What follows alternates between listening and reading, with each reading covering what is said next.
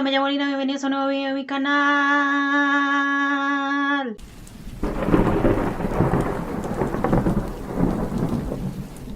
Hace unos días me volví a ver la película Así en la Tierra como en el Infierno, y mientras la veía recordé que primero en su época, o sea, cuando yo la vi hace como 3 años, me gustó más de cuando la volví a ver. Cuando la volví a ver fue como que no es tan interesante como pensé, pero igual me siguió pareciendo buena. Pero recordé que, por ejemplo, a mi hermana no le gustó para nada la película, y de hecho mientras yo buscaba información sobre esta película me di cuenta que a la mayoría de la gente no le gustó la película. Básicamente todas las reseñas que encontré eran reseñas de: esta película es una mierda, esta película es muy mala, no sé por qué ven esto, no sé por qué lo recomiendan, bla bla bla bla bla bla. Pero igual yo fue como que trata unos temas, o por lo menos yo creo que trata unos temas que son muy interesantes, que puede que algunas personas no sepan sobre estos temas o ni siquiera se hayan dado cuenta que era sobre estos temas que hablaba la película. De hecho, en una reseña que encontré, la persona había pues dio su opinión de que la película era muy mala, que no le había gustado, bla bla bla bla bla, y otra persona fue como que: ay, tú eres un ignorante, si te pusieras a leer más sobre Dante, sobre la piedra filosofal, sobre la alquimia, entenderías si te hubiera gustado. Y la persona le respondió: ay, usted simplemente está tratando de ver lo que no hay en una película. Entonces me surgió la duda: ¿realmente los hermanos Dudley querían retratar sobre la piedra filosofal, sobre la alquimia, sobre los 7 círculos del infierno de Dante, o simplemente son cosas que la gente a la que sí le gustó trató de sacar de por ahí para poder defender la película? La verdad no tengo ni idea, pero me pareció muy interesante hablar sobre los 3 temas que les acabo de decir, así que este es el video. Les voy a decir un poco sobre estos 3 temas en concreto. Ya queda a su disposición si ustedes creen que la película realmente habla de esto o no habla de esto, porque puede que, por ejemplo, lo de la piedra filosofal sí lo trata, y sobre lo de las, por ejemplo, las catacumbas de París también, pero ¿realmente hace alguna alusión a los 7 círculos del infierno de Dante, o eso simplemente son cosas que sacó a la gente que sí le gustó la película y que quieren ver más allá de lo que realmente hay? No lo sé. Ustedes díganmelo. De paso, déjenme saber en los comentarios si han visto la película o no, y si a ustedes les gustó o no, porque, como digo, a mí cuando la vi por primera vez no me encantó, pero me pareció muy buena. Ahorita que la volví a ver ya fue como que, pues, a ver, interesante sí está, pero muy buena tampoco exageremos. Pero también caí en cuenta de una cosa: estoy hablando de la película como si todo el mundo ya lo hubiera visto, dando por hecho que todo el mundo lo había visto. Así que lo siento si eres una persona que no ha visto la película. Te cuento. Así en la Tierra como en el Infierno trata sobre una muchacha que se llama Scarlett, y ella descubre en unas ruinas que supuestamente la piedra filosofal se encuentra enterrada en las catacumbas de París. Así que ella decide ir hasta allá con un grupo de un cineasta aficionado, un exnovio de ella que habla arameo y es un antropólogo, y de 3 jóvenes que se llaman a sí mismos catapils, espero estar diciendo bien esa palabra, que son personas que son exploradores urbanos de las catacumbas. Entonces se dirigen hacia París para tratar de hallar la piedra filosofal, y la razón por la cual Scarlett quiere encontrar la piedra filosofal es porque su padre murió y todo el mundo lo consideraba loco y que ese man era muy raro. Entonces ella quiere limpiar el nombre de su padre, y por eso está como que: no, tenemos que ir a buscar la piedra filosofal, porque si encuentro la piedra filosofal puedo limpiar el nombre de mi padre. Y es como que: sí, vamos, tengo que buscar la piedra filosofal, tengo que buscar la piedra filosofal. Ella cree que la piedra filosofal está ya enterrado con Nicolas Flamel, que supuestamente fue el que encontró y logró crear la piedra filosofal. Entonces sí, creo que el primer tema que hay que tratar en este video es la piedra filosofal. Para poder iniciar a hablar de la piedra filosofal, creo que primero hay que hablar sobre la alquimia, ya que los alquimistas eran los que creían que la piedra filosofal existía. Por si no sabes qué es la alquimia, era una pseudociencia que existió hace muchísimos siglos y que se podría decir que es la madre de la química. La alquimia era una disciplina filosófica que estaba vinculada a la transmutación de la materia. En sí, la alquimia estudiaba muchísimas cosas: la química, la física, la astrología, la metalurgia, el espiritismo, el arte. O sea, hartas cosas se mezclaban en una sola pseudociencia. La primera vez que se oyó de la alquimia fue en el siglo III a.C. por Bolos Méndez, un pensador de Egipto, aunque también a su vez en China se hablaba mucho sobre la alquimia, ya que los pensadores taoístas hablaban mucho sobre la alquimia. Entonces, sí, tanto en China como en Egipto se hablaba sobre la alquimia, pero entonces no está claro en dónde nació la alquimia, sino simplemente como que ellos hablaban de la alquimia, y como les acabo de decir, era una pseudociencia que se usaba antes de que la química existiera como tal. Se supone que la alquimia fue reemplazada como tal por la química en el año 1661, cuando un alquimista llamado Robert Boyle escribió la obra El químico escéptico. En esta obra el alquimista introdujo el método científico, y así fue como dio paso a que la alquimia se considerara una pseudociencia y se dejara a un lado, y así fue como nació la astronomía, la astrología y la química. La piedra filosofal en sí no era una piedra, sino era una sustancia de la naturaleza que se suponía tenía la capacidad de transmutar cualquier metal en oro. y además se suponía que daba la vida eterna y que podía curar cualquier tipo de enfermedad, cualquier cortada, cualquier lo que fuera, lo podía curar. Se suponía que si uno fundía un fragmento de un metal con la piedra filosofal, automáticamente este se transformaría en oro, sin importar qué metal era. El hecho es que si uno lo mezclaba con la piedra filosofal, se convertía automáticamente en oro. Eso sí, hay que tener en cuenta que en sí esta teoría no está tan alejada de la realidad, porque si hay algunos materiales que si se mezclan con otros se transforman en el otro material, pero o sea, literalmente hablando no se transforman, simplemente como que, digamos así, se parecen, pero como tal, como que no se transforman. O sea, yo no soy una experta en química, de hecho me iba re mal en química en el colegio, pero sí, o sea, no entendí muy bien qué era lo que pasaba, pero ellos como tal no se transformaban porque había que cambiar los neutrones y los protones, y que como eso no se podía hacer, pues entonces como tal transformar un metal en otro era imposible. Pero obviamente cuando la alquimia existía, eso aún no se sabía, así que para ellos era completamente posible que eso se pudiese hacer, y aunque no lo habían logrado, era como que eso se puede hacer, eso se puede hacer, eso se puede hacer, y entonces por eso creían que se podía hacer, pero ya con el tiempo se descubrió que eso es imposible, así que pues no sucedió. Entonces sí, como los alquimistas estaban tan obsesionados con que la piedra filosofal podría hacer esto de transmutar un elemento en oro, pues iniciaron a tratar de hallarla. La forma en que intentaron hacerlo fue pues creándola. Para poderla crear utilizaron muchísimos elementos que creían ellos que tenían propiedades de transformación. Uno de los materiales que más utilizaban a la hora de querer crear la piedra filosofal era la pirita, que es un mineral compuesto de hierro y azufre que al golpearla con ciertos materiales desprende chispitas. Y también usaban mucho el ácido tartárico, que se obtiene de algunas plantas y también del mosto de las uvas. El ácido tartárico, al ponerlo en contacto con otros elementos, da por ejemplo el cambio de color, entonces era como que creían que podían conseguir la piedra filosofal con alguno de estos dos elementos. Claramente no lo consiguieron, pero eso era lo que ellos pensaban, que podían conseguirla con alguno de estos dos elementos. Pues o sea, como esos elementos también, pero estos eran como los más específicos que usaban los alquimistas para intentar conseguir la piedra filosofal. El científico Glinte Serborg, o como se diga su apellido, es la única persona que se puede decir que estuvo a punto de descubrir la piedra filosofal. Esto ocurrió en 1980. Este científico logró mediante un experimento de física nuclear transmutar plomo en oro. Sin embargo, no era tan fácil conseguir esto porque tocaba usar gran cantidad de plomo y lo que se conseguía de oro era muy pequeño, pero o sea casi inexistente. Entonces obviamente esto no era rentable porque se gastaba muchísimo dinero, muchísimo plomo, muchísimos intentos para un poquitico de oro. Entonces simplemente fue como que pues no me interesa, no lo sigo haciendo, y nadie más intentó hacerlo porque no daba resultados, porque el oro que se obtenía de verdad era muy poquito. Pero sí, este científico es la persona que ha estado más cerca de conseguir crear la piedra filosofal. Ahora bien, por supuesto, convertir metales en oro suena genial, pero se suponía que esta piedra hacía algo aún más genial, y era dar vida eterna y que uno fuera bello y joven por siempre. Entonces obviamente en la Edad Media se intensificó la búsqueda de esta supuesta piedra filosofal,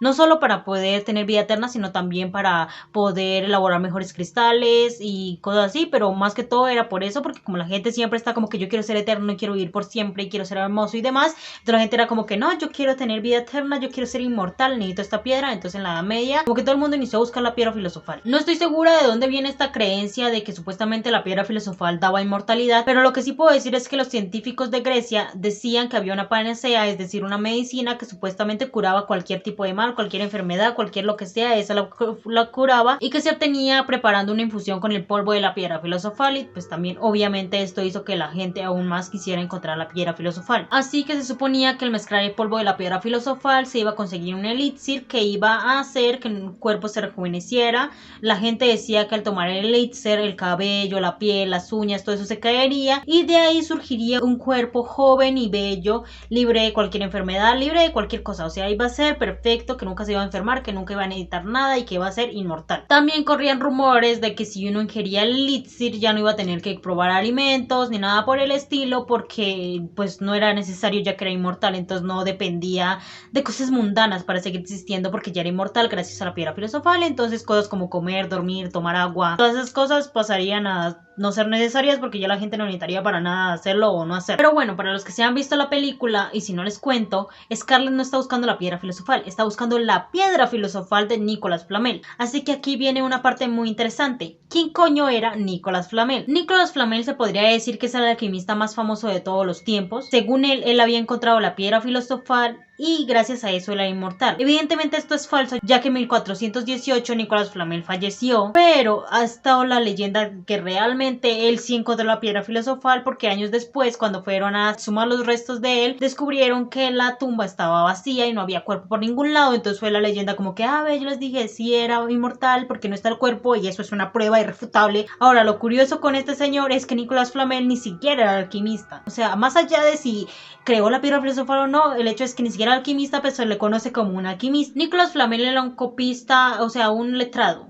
por decirlo más exactamente. Él en los últimos años de su vida a lo que se dedicó fue a ser copista. Entonces también la gente fue muy como que le creyó el hecho de que él sabía de alquimia y todas estas cosas, porque él no era rico, pero sí tenía una gran fortuna, o sea, tenía una buena fortuna. Entonces la gente era como que, pero un simple copista, ¿cómo va a tener tanta plata? Este man tiene que haber hecho algo raro para poder conseguirla. Entonces por eso sí como que le creyeron aún más que él sí era como que sabía esas cosas. Ahora, una cosa sí es verdad, es que Nicolas Flamel, pues como les acabo de decir, no era alquimista, pero sí tenía conocimientos de alquimia, y esto se debe a que él no se sabe de dónde, no se sabe si lo compró, si se lo regalaron, si lo encontró por ahí, no se sabe. El hecho es que resultó con un grimorio alquimista. Según la leyenda, en 1355, mientras Flamel trabajaba como copista, adquirió este grimorio alquímico, y Nicolas Flamel empleó 21 años de su vida a tratar de descifrar el libro, y para esto viajó a España y se contactó con personas que tenían gran conocimiento en cábala y en el mundo antiguo. Allí en España encontró a un anciano rabino quien le enseñó a interpretar el lenguaje y los símbolos alquímicos que había en el grimorio, y se supone que fue mientras él estudiaba sobre el grimorio alquímico que creó la piedra filosofal, y así se volvió inmortal, y también volvió inmortal a su mujer. Como les digo, la leyenda sigue vigente porque años después intentaron exhumar los restos de los dos y no estaba el cuerpo de ninguno de los dos. Sin embargo, esto la gente lo trata de explicar, pues porque al fin y al cabo hay mucho saqueo de tumbas. Entonces se dice, o sea, lo que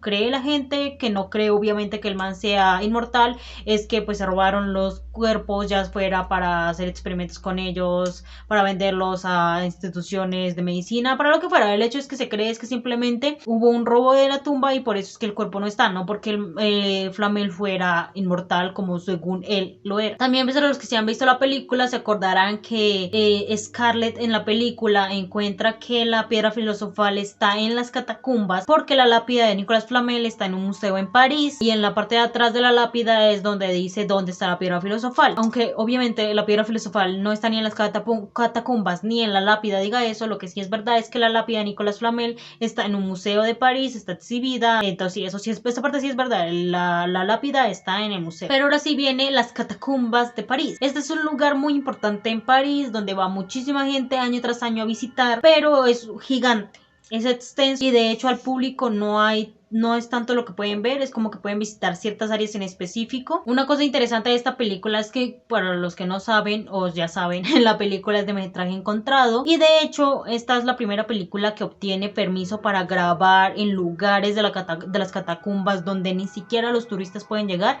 Los directores lograron tener el permiso para grabar en esos lugares, entonces eso como que le da un poco más de credibilidad a la película. Las catacumbas son muy grandes y hay muchas partes donde o es muy angosto el camino, o está inundado, o como es una especie de laberinto, la gente se puede perder. Entonces sí hay lugares donde la gente no puede ir. De hecho hay lugares donde, o sea, hay policías por todas partes evitando que la gente se vaya donde no puede ir, y si encuentran a una persona que fue por un lado donde no se puede ir, le ponen una multa como de 70 euros, me parecía que era, no estoy segura de cuánto era la multa, pero sí hay multas por ir a lugares donde no es apto, donde está prohibido. Pero bueno, para los que no sepan qué son exactamente las catacumbas de París, estos son unos túneles que hay bajo París, en lo que antes eran minas de piedra caliza. Estas minas de piedra caliza estuvieron durante la época romana. En 1786 la situación en París estaba muy mal, había muchísimas enfermedades, mucha hambruna, mucha pobreza, mucho de todo. Entonces se iniciaron a acumular los cuerpos, a tal punto de que ya los cementerios que veían se llenaron y ya no había dónde enterrar a las personas. Estaba tan lleno que ya no las enterraban tan profundo, por lo cual cuando llovía así hartísimo, los cuerpos salían a la superficie otra vez, y obviamente esto pues estaba causando problemas de salubridad y de mal olor. Más Así que Luis Sexto ordenó que los cadáveres fueran enterrados en las catacumbas, o sea, no solo los cadáveres que estaban así sin enterrar, sino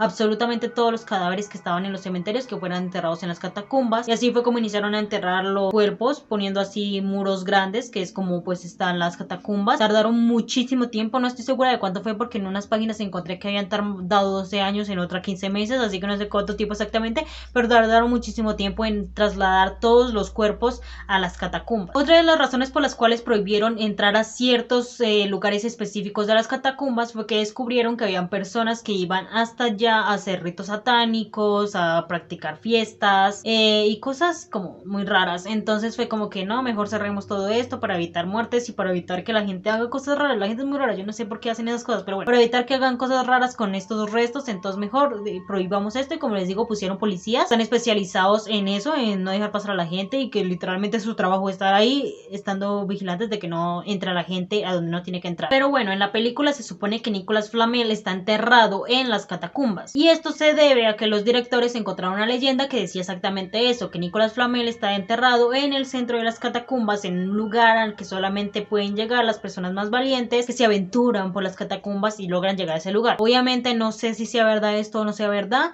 pero igual al fin y al cabo eso es un poco absurdo, porque entonces eso desmentiría el hecho de que Nicolas Flamel es inmortal, porque si es inmortal porque está enterrado. Para que viva ahí, pues yo no viviría ahí, pero es igual. Eso desmiente un poco la teoría de que supuestamente Nicolas Flamel encontró la piedra filosofal, pero el hecho es que existe esta leyenda, y por eso en la película dicen que supuestamente Nicolas Flamel está ahí enterrado, y se supone que Nicolas Flamel está enterrado pues con la piedra filosofal. Ahora, como les dije, Scarlett se reúne con un grupo que se llama los Catapil. En serio, espero estar, o sea, sé que estoy diciendo mal esto, lo siento, pero no sé hablar ni siquiera en español. El hecho es que esa gente sí existe, exploradores urbanos que se especializan en recorrer las catacumbas, porque como les acabo de decir, hay como que ciertos lugares donde está prohibido y están como que ahí custodiando las entradas, pero igual hay muchas entradas alrededor de París que muy poca gente conoce. Bueno, los catapiles conocen, que son lugares donde uno puede entrar ilegalmente a las catacumbas, y literalmente es como que siempre y cuando usted no se deje pillar, usted haga lo que quiera. Entonces sí, estas son personas que literalmente bajan allá solamente a explorar, a hacer grafitis, a hacer fiestas, eso sí es verdad. De hecho, en el año 2004 encontraron en las catacumbas una sala de cine que estaba así súper bien equipada, donde obviamente pues ponían películas de forma ilegal. Entonces también por eso también es que está como más regulado esto, y de hecho después del 2004 fue cuando iniciaron a poner la multa, porque sí es verdad que desde antes no se podían transitar por ahí, como que desde 1956 me parece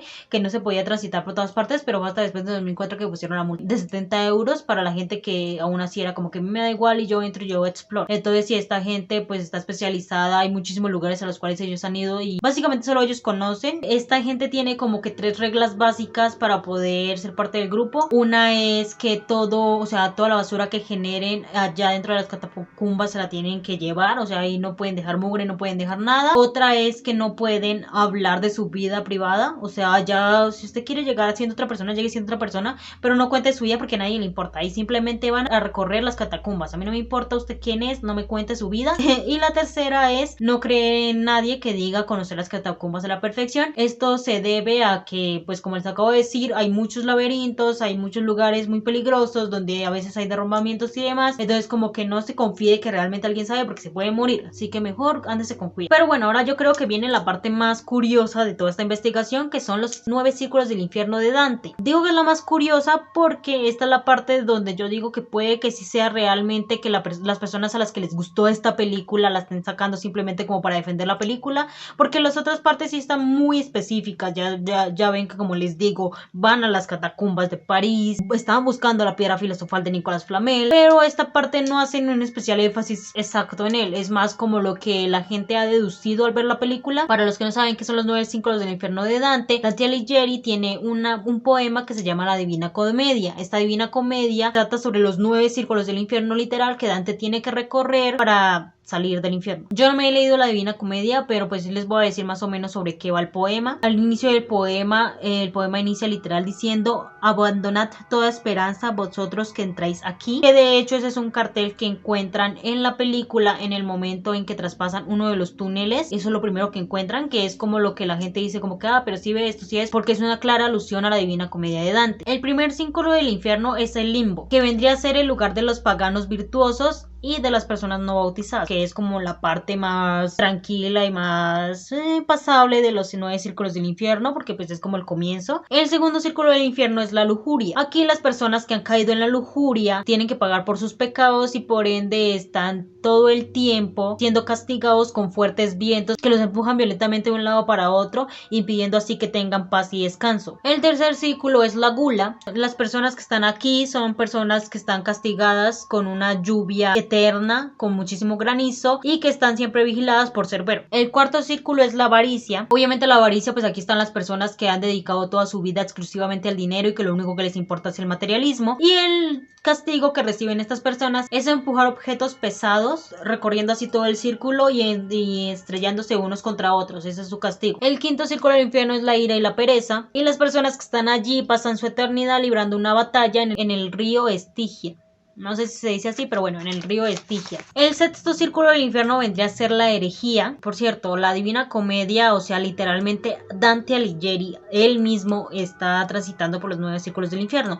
Entonces, en este círculo del infierno, Dante Alighieri se encuentra con un señor que se llama Farinata Uberti, espero estar diciendo bien el nombre, que fue un líder militar y aristócrata que intentó ganar el trono italiano y fue condenado por herejía en 1283. Entonces, pues así habría que leer el poema para saber exactamente qué hace con ese señor, pero el hecho es que se lo encuentra en ese círculo del infierno. El séptimo círculo del infierno vendría a ser la violencia. Este círculo del infierno está custodiado por un minotauro y está dividido en 3 círculos. Aquí en este círculo se encuentran los homicidas, los criminales, los tiranos, los bandidos, los violadores, y estos se encuentran en el río Flegetorte, que es un río de sangre y de fuego hirviento. En el segundo círculo están los suicidas y las personas que buscan ser asesinados por manos ajenas. Y en el último círculo estarían los blasfemos, que están castigados a una lluvia de fuego, los sodomitas, que estarían condenados a correr eternamente sin descanso, y los usureros, los cuales se tienen que enfrentar al fuego. Luego vendría el octavo círculo del infierno, que es el fraude. Este círculo está dividido en 10 trincheras y en todas ellas se encuentran